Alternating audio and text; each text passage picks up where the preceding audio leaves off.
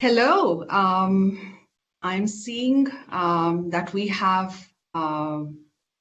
going live now. So I want to start up by saying a very good afternoon to all our lovely audience who are joining in. And I understand that I should also say good evening and good morning because we do have audiences as well who are joining from different parts of the globe. But a very warm welcome to this extraordinary and significant gathering, a session that we are kicking off where we are two organizations, IKEA India and Standard Chartered Bank, where we are coming together.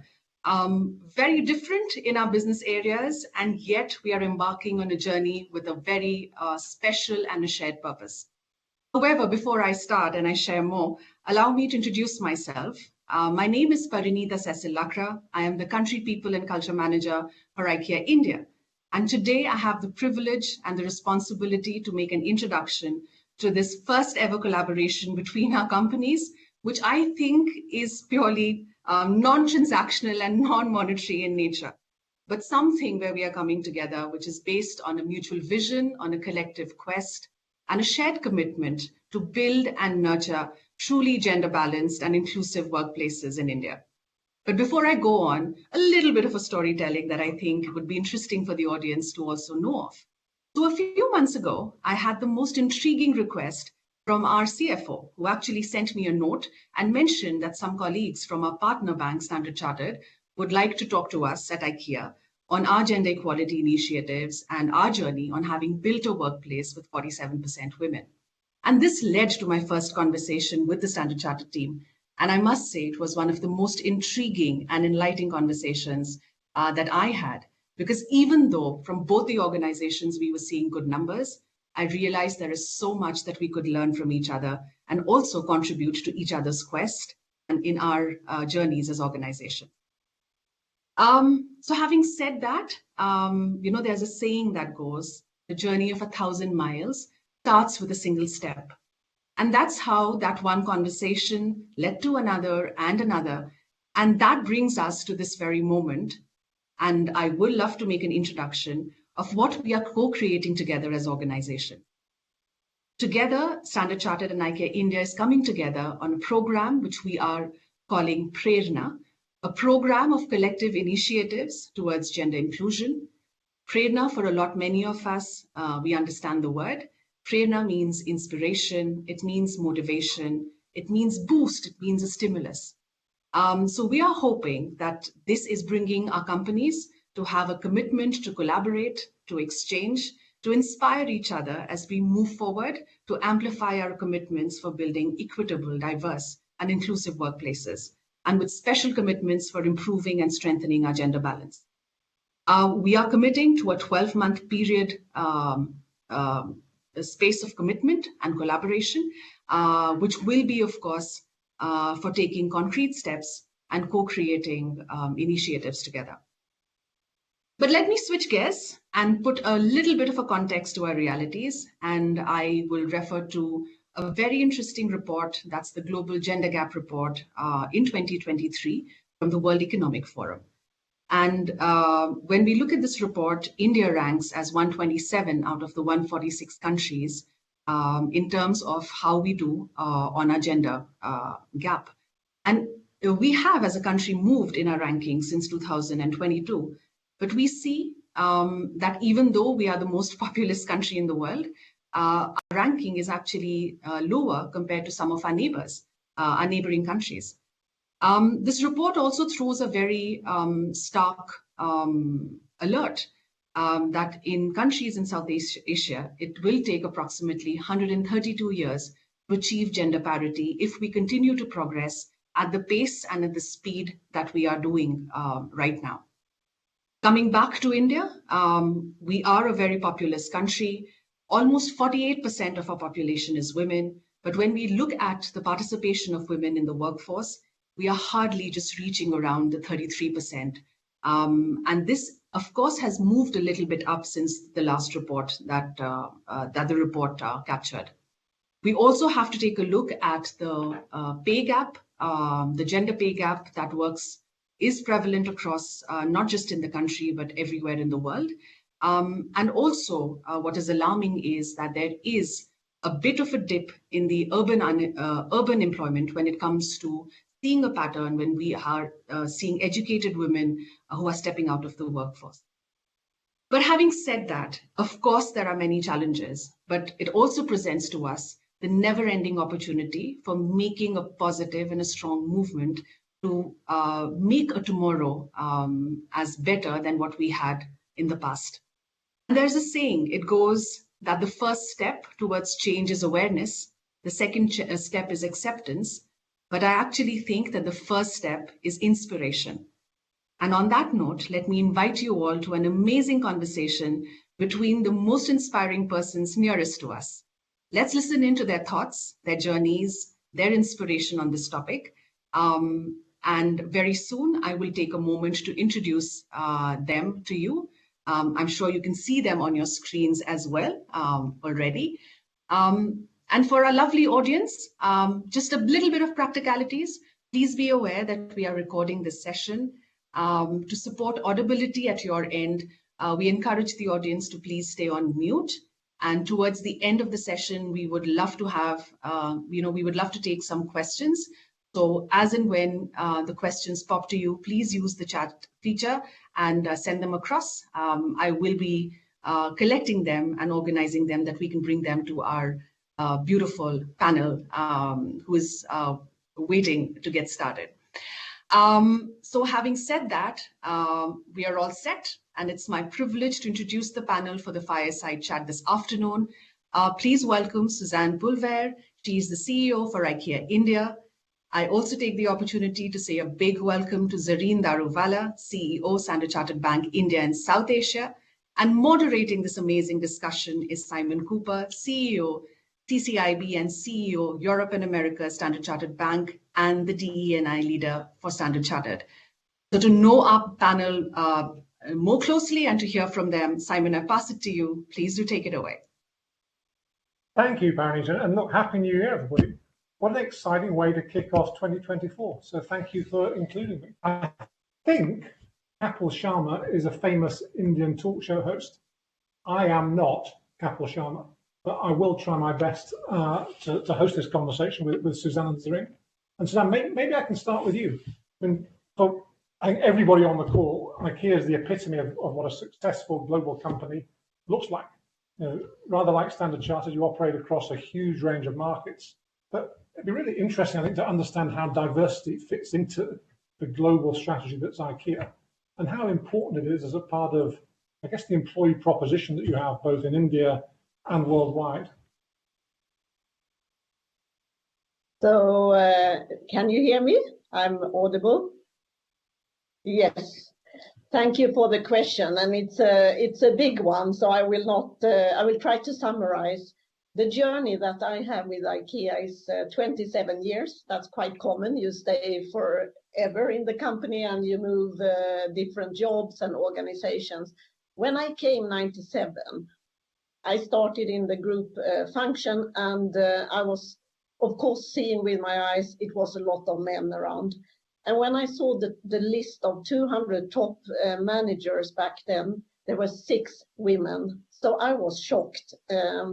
And that took a few years, some change in the leadership, and the journey started in the beginning of 2000.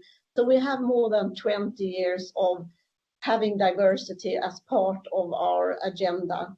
Of course, it takes time to create the inspiration. Pari talked about the awareness, and then also coming into the actions and the commitment.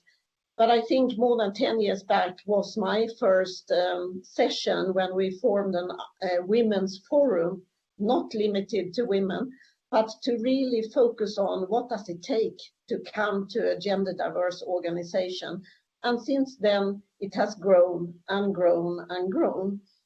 And I think it's an ongoing journey. And of course, from gender, the diversity agenda widens the more you work with it to other dimensions of diversity, to whatever dimension you can get in. And you need to work with them all.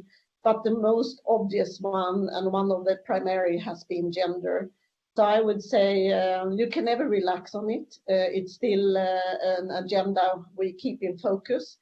It's placed under sustainability, and sustainability is one of the values of IKEA and one of the core directions forward and in our strategies.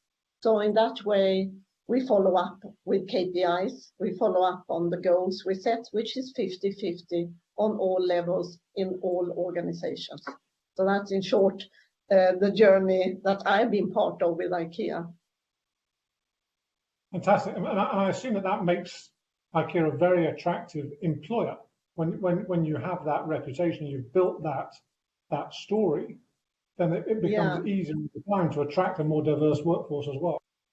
Yeah, if I should say three things when I meet people who apply for jobs at IKEA, why do you want to work for us? There are many times three things. It's sustainability, the environmental part, it's diversity, and it's the values and the culture we have. This comes more or less in every talk if we sit in an interview or meeting people for the first time. So it makes a company more attractive for sure. I mean, in terms of the cultural shift that you've experienced, moving from predominantly Western culture into India, we're really interested to get your perspective on where you see things that are clearly different, where you see things that are very similar, and I guess particularly given the theme of today, when it comes to gender inclusion, and I guess that can be at home and it can be in the workplace as well. What's different it's still like Paris said, it's almost reaching 33% of the labor force participation being women. And from the culture Sweden, where I come, it's more or less 100%. So it's given that both men and women, both partners work, and that's how the family life is developed. So what I see is a difference. We are on the way in India. I think when it comes to education, I see massive efforts to educate men and women, and there are so many brilliant, educated women in this country. But the challenge is to keep them, maybe after marriage, to stay on and be supported by the families to continue and show that you can be a very caring and good mother and family contributor at the same time. So it doesn't have to be that it's something negative if I can't stay at home and take care of the family. I think that's the shift. So there are some steps to take, but once we get people and the women into the work, there is no difference. It's so good, and it really shows off in business that a diverse organization is a more healthy and successful organization. And there are a lot of research on this, so no doubt about it. Fantastic, Zareen. I think to go back, it'd be interesting to get your thoughts on D&I and how it's evolved within Standard Chartered as a main agenda item, please. You can hear me now, right? Yeah. Okay, sorry about this glitch. Yeah, so we don't have the enviable number that Suzanne has in terms of diversity, but we have about 30% of our women, and we are really trying very hard to grow that number. But a few things that we did on D&I, which I think some of them quite unique, some of them quite first in India. Way back in 2006, we started daycare center. When I talk to a lot of the women, they find that a very, very useful thing in India because they can bring their small babies and we take care of kids up to 5 years age in the daycare center. So that's been really something that is very appreciated by our colleagues. And we have it in 3 locations, Bombay, Gurgaon, and Chennai. We were the first in the country, again, way back in 2009, to offer 6 months of paternity leave. And recently, across the bank, we've offered 20 weeks of paternal leave. That also has been very well appreciated. We also won the Gold Award for Stonewall Pride Circle India Workplace Equality Index for LGBT plus inclusion, 3 years in succession. And the bank has been recognized amongst India's best workplaces for women in 2021 and 2022 by Great Place to Work Institute also. I think something that I'm quite proud of is also how we address the differently abled in India. Actually, we were the first in the industry to launch a sign language helpline for external and internal clients and added sign language helpline to the contact us page on our website. So that has been something that has been really appreciated. We have differently abled colleagues in India and our global business services hub in Chennai and Bangalore. And our bank's client contact center won the best digital customer experience initiative for its banking via sign language. That was something quite unique. So I would say we really working very hard on the diversity side, but on the inclusion side, I think we've taken a lot of good initiatives. Fantastic. I mean, obviously, you're both, tremendous examples of leadership of any gender in your industries, our industries. I mean, Suzanne, if I ask you first, I mean, over that 27-year history, what are the key factors do you think that impacted your ability to rise and be, I guess a leader at various different levels as you've gone through that career journey?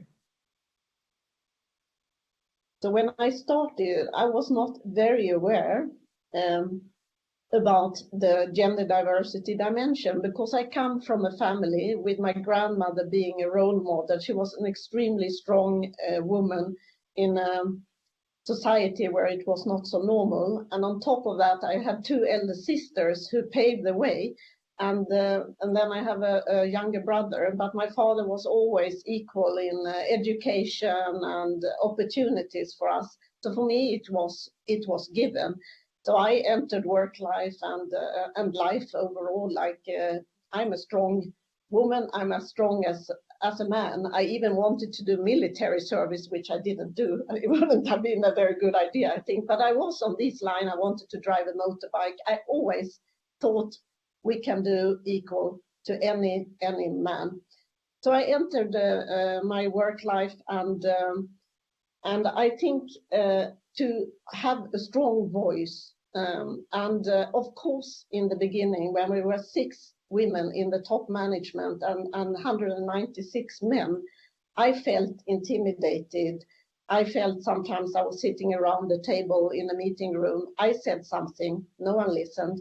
Someone else, a man, said something, and suddenly, oh, this is a good idea. What a good proposal.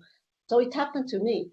But I always tried to kind of ignore it and say it again and speak up and raise my voice and just ignore any stupid, thing that would prevent me if I had something good to say.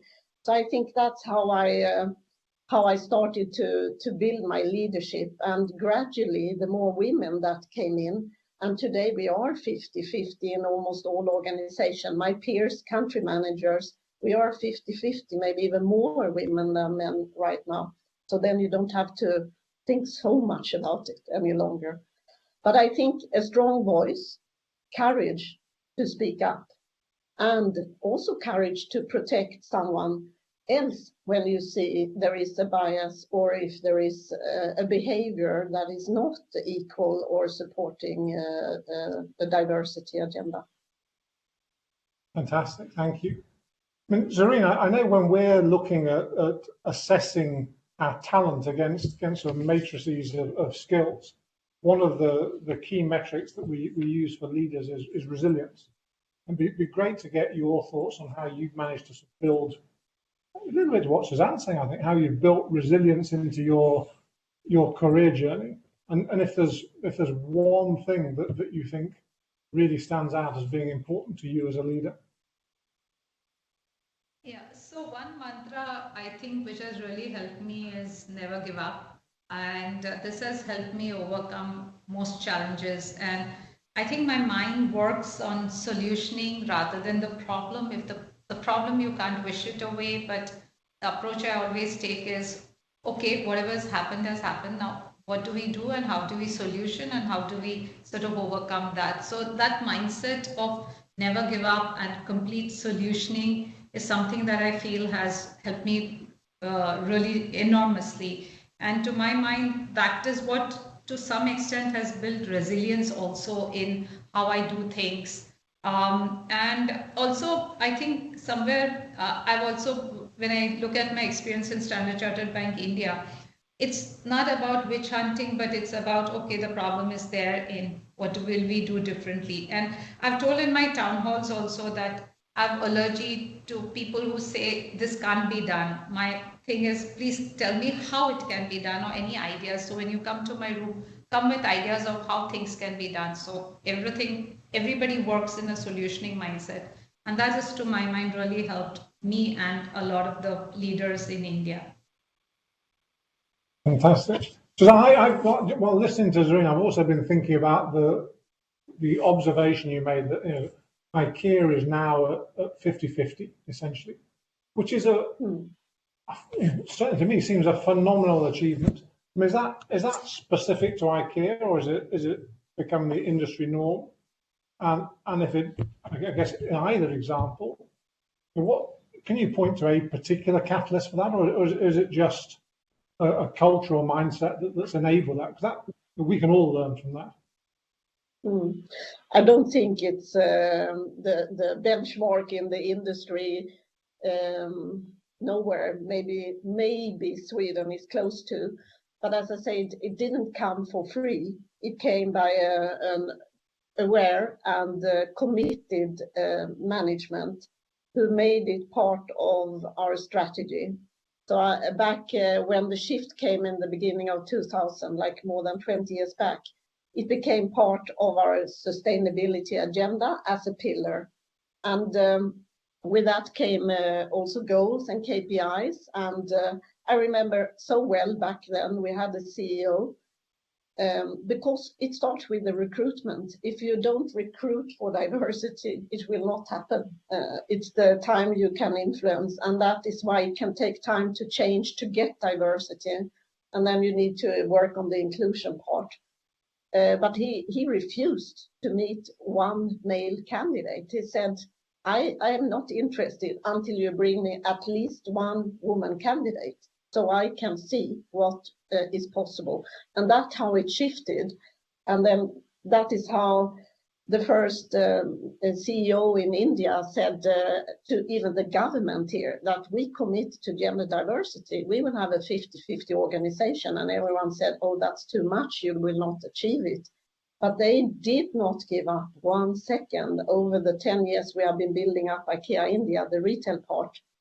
That has been the agenda from the start, and even in challenging areas like forklift driver or kitchen assembly, we managed to get women, but it takes a lot of effort. So it's commitment from management down to all levels, and to follow up and always look at what is your gender share, and make course correction if you drift off or if you aren't on the right level. So it has been hard work, I would say, over the 20 years. Yeah, but well worth it. But maybe a sort of question to both of you. Actually, maybe two questions. I think they're linked. I mean, if as you look back, have you come across something that you felt was a really significant barrier that you're really proud that you overcame? And I guess perhaps linked to that, not necessarily, was there a point during your career when you thought, you know what, I'm going to take a break, I'm going to slow down? And if you did come to that, what made you keep going? A little bit way back to that resilience point, what made you fight and go forwards? Maybe Zareen, start with you, then come back to Suzanne. Yeah.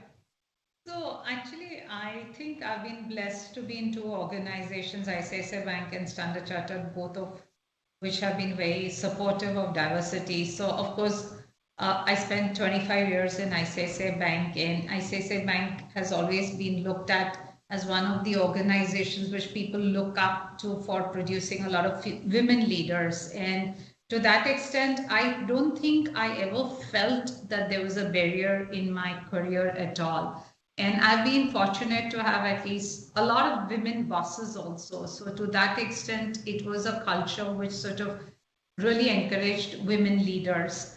But I would say when I look at a lot of the women around, I feel that sometimes women have it in their head that they can't do it. To my mind, it is something that sometimes women hold back. They don't put up their hand for a position. And my message always has been that don't hold yourself back. You will be able to do it. And women are blessed with being able to be multitasking. And in terms of taking a break, I didn't feel that way because I've been blessed to have a very supportive ecosystem, which has always stood by me. My family, my mother, my mother-in-law, everybody has helped me when the kids were young. So I somehow have not felt like hanging up at all. Suzanne?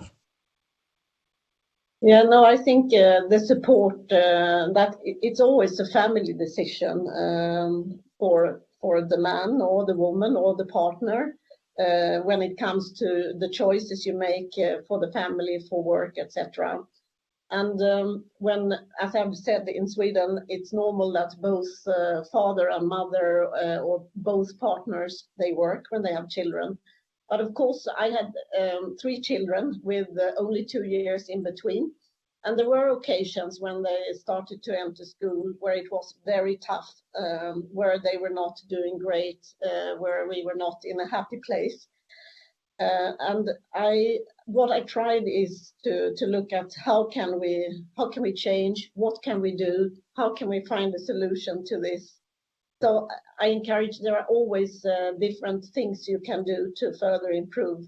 One choice is, of course, to take a break, but there are also other things you can do, partly change the way you work, get some more support, and you overcome it. So I think try to find solutions on it and really, really work with the family and to get the support. And the biggest hinder I've seen in India is the lack of support or understanding that this is actually good for the family if the mother and the woman in the family also can work to increase livelihood, to increase the household income, to make it more equal.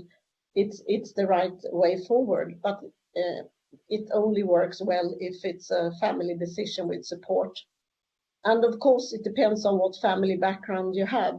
But I recall some early days when we prepared for being inclusive and having more women, and we went to vulnerable groups to really include them in the workforce and make them ready. And at the point, several of them were called back that they couldn't work because that was not well seen, maybe at the marriage time. We even went to the families to explain. And at some points, we managed to actually convince to get the woman back at work. So I think that's the best I can say and the most important to become a successful woman in work and to be a successful family as well, to have that dialogue around the support and find the solutions when it's a little bit challenging, because it is to juggle everything in life, of course, work and private and family and maybe children.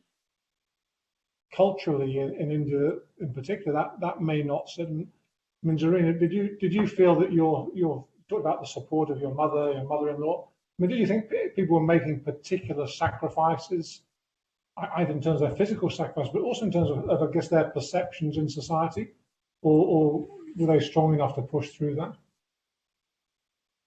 No, clearly, I think for some people it is difficult to get the ecosystem. I think I was lucky to get that ecosystem.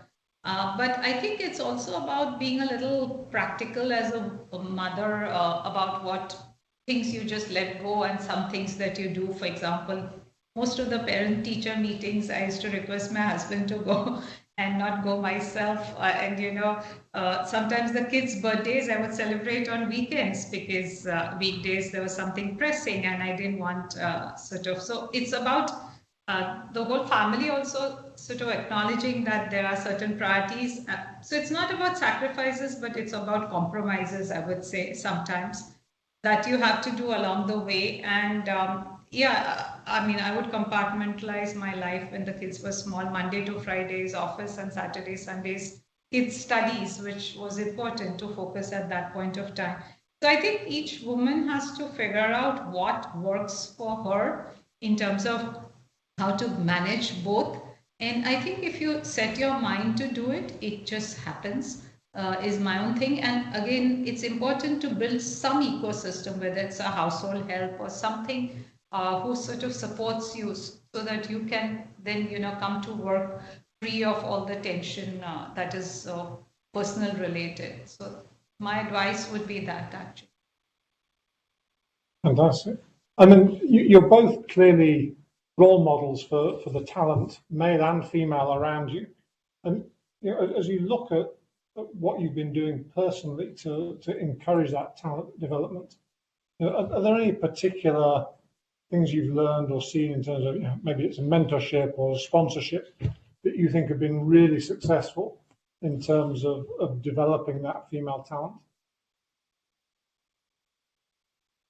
Maybe Suzanne will go to you first.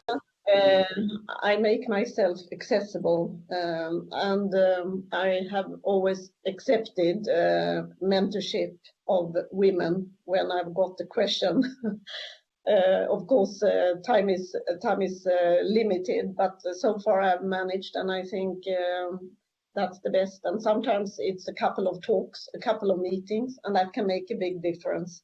So I think to try, and if I come to a situation where I couldn't, I have a lot of women around me, women leaders who could also take on. So I think this one-on-one can be a catalyst for an individual to be able to take the steps.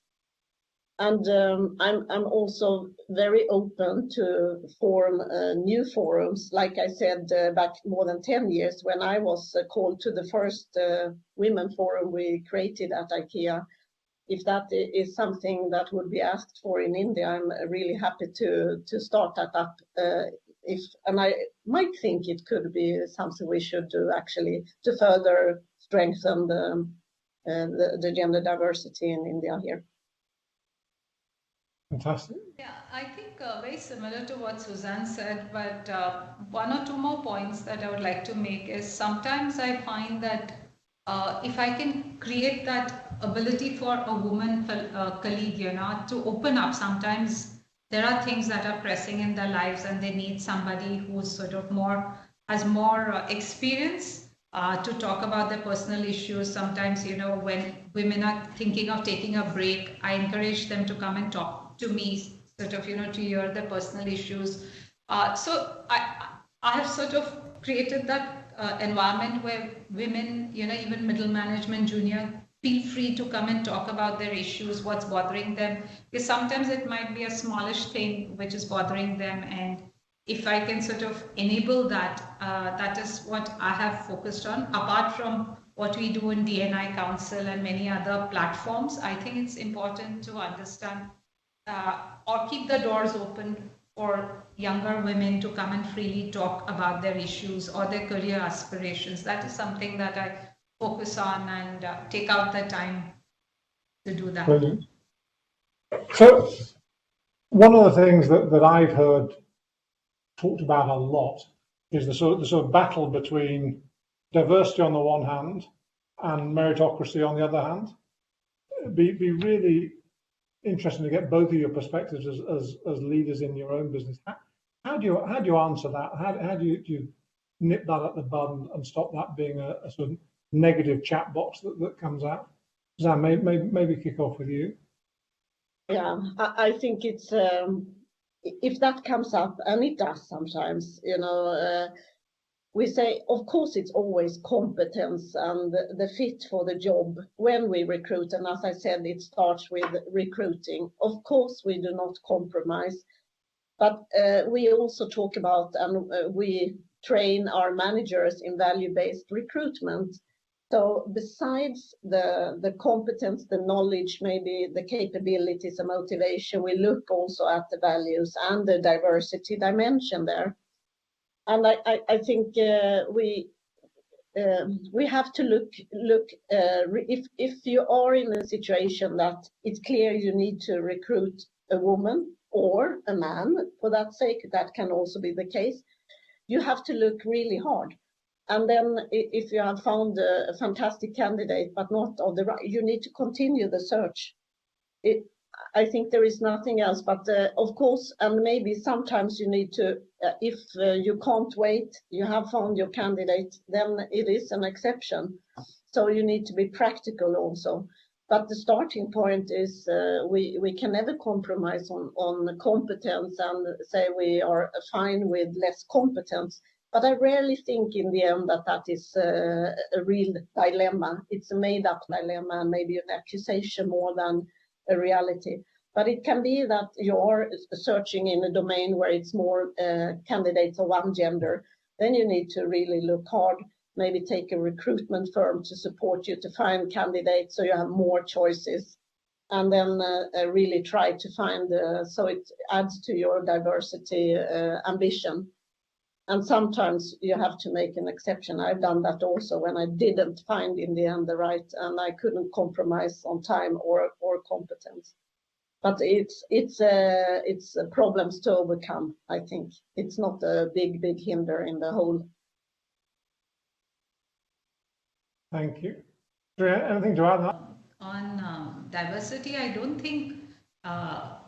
To my mind, one compromises on the meritocracy.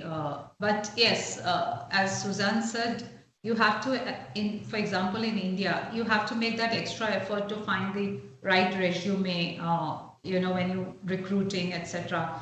And as Suzanne said, sometimes you want one female candidate in the mix so that it's a proper comparison. But at the end of the day, to my mind, it's the underlying thing has to be meritocracy. And of course, if you find a great woman talent, why not? So, in my approach. So as promised, we're going to move into Q&A, and I'll pass back. But first, I mean, just from my perspective, thank you both. I mean, I was really delighted to listen to the conversation, and obviously we've had a lot of people dial in to listen as well. So thank you to everybody who dialed in to listen. I mean, I'm really confident that this sort of partnership is going to really help accelerate that culture of diversity, of equity and inclusion that actually we at Standard Chartered, you at IKEA, Susanna, are really trying to foster in our respective organisations. Of this joint D&I engagement plan in India between Standard Chartered on the one hand and IKEA on the other, and fantastic. That is inspiration for all of us. I've been inspired by the discussions we've had today. I've also been energized. And I think my commitment going forward, my pledge, if you like, is that I'm going to take the energy from today. I'm going to give this initiative, this partnership, and the business that I run's full support. But Suzanne, Zareen, love to get your thoughts and your pledges before we pass across. Suzanne, start with you, then finish with Zareen. But thank you. So the question was my pledge to continue to keep focus on gender diversity, but also include other dimensions of diversity in how we continue to build up our organization and how we are as an organization, to learn more, to find ways forward, because this is an ongoing journey, and we are probably, as we always say, only in the beginning. So there are numerous successes to be shared and learned from both the organizations. So I would like the platform established today to be used to have more leaders from both sides take the stage and potentially look to share trainings and learnings and shared assets with both of organizations can benefit from. Brilliant. Paranita, I'll pass back to you. Thank you so much, Simon, and Zareen, Suzanne, Simon, yourself. Thank you for such an engaging, intriguing conversation amongst the three of you. Thank you so much, Zareen, and the audiences. Thank you for being amazing. I'm leaving all of you and wrapping the session with a quote from our founder, Ingvar Kamprad, and he said, "The most dangerous poison is in the feeling of achievement. The antidote is to every evening think of what can be done better tomorrow." So for all of us, whether we are starting the journey, whether we are on the way, let's keep that. And thank you, Simon. Thank you, Zareen. Thank you, Suzanne, for sharing your thoughts, for echoing your pledge towards this commitment. We are kicking off Prerna, and it could not have expected a better start than to have you leading and sharing your commitments towards this collaboration. I also want to take a 10-second moment to thank teams both from IKEA and Standard Chartered that have been behind the scenes, that have made this possible. The audiences, thank you for pushing in your questions. We will send an input, a survey link for your feedback as well, but also let your thoughts know. How do you want this collaboration to shape up? What are the things that you would like to see that we can truly stay committed to not just build and strengthen and improve inclusion in our organizations, but hopefully for society at large as well. So thank you everyone for joining in. Zareen, Suzanne, Simon, once again, a big thank you for sharing your thoughts and bringing inspiration to all of us this afternoon. Have a very good afternoon and the rest of the day. Thank you, everyone. Zareen, Simon, Thanks, Harry. Bye-bye, and everyone listening in.